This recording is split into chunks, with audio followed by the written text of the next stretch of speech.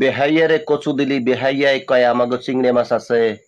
কথাগুলো যদি মনোযোগ দিয়ে শুনেন তাহলে হয়তো আপনারা বুঝতে পারবেন।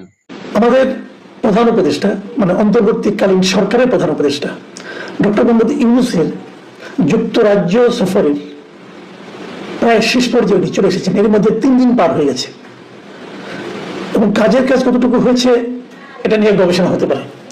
কিন্তু সবচেয়ে বড় কথা যে নিউজটা দেখে আসলে আমি খুবই মন খারাপ করেছি সেটা হলো এই ব্রিটেনের একটা পত্রিকা ফিনান্সিয়াল টাইমস, তারা একটা শিরোনাম করেছে, শিরোনামের ভাষাটা এমন যে Keir Starmer declines to meet Bangladesh leader tracking down missing billions. মানে $বিলিয়ন সন্ধানে যে বাংলাদেশের নেতা সেখানে গিয়েছেন তার সঙ্গে দেখা করতে ব্রিটেনের প্রধানমন্ত্রী কিয়ার স্টারমার অস্বীকৃতি জানিয়েছেন। মানে উনি দেখা করবেন না ডক্টর ইউনূসের সঙ্গে। বিষয়টা এমন যে আপনি একজন একটা বাসায় গেলেন, বাসায় যে অনেক দরজা নক করছেন, কেউ দরজা খুলছে না এবং অনেকক্ষণ পর দরজা খুলে কাজের লোক বলল যে স্যার আপনার সঙ্গে দেখা করবে না, গৃহকর্তা আপনার সঙ্গে দেখাই করবে না, আপনার একদম দূরে থাক। তো এখানে হয়েছে সেই একই জিনিস। উনি গিয়েছেন, যাওয়ার পর যুক্তরাজ্যের যারা সরকারের যারা কর্মকর্তা তারা এটা নিশ্চিত করেছেন, আমি ওই ফিনান্সিয়াল টাইমসের রিপোর্ট থেকে বলছি, সেখানে নিশ্চিত করেছে যে অধ্যাপক ইউনূসের সঙ্গে সাক্ষাৎ করার কোনো পরিকল্পনা কিয়ার স্টারমারের নেই। তো যেখানে উনি আপনার সঙ্গে দেখাই করবেন না, তারপরে আপনি গেলেন কেন? যাওয়ার আগে বড় মুখ করে বললেন কেন এবার সঙ্গে আপনার দেখা হবে?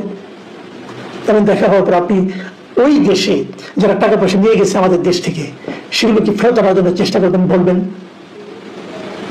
এগুলো ঘটা করে বলার দরকারটা কি ছিল? যাওয়ার আগে বলেছেন, দেশবাসীকে বুঝিয়েছেন যে বিশাল একটা কাজ করতে আপনি যাচ্ছেন। আসলে আপনি গেলেন কেন? এটা কি কোনো রাষ্ট্রীয় সফর ছিল?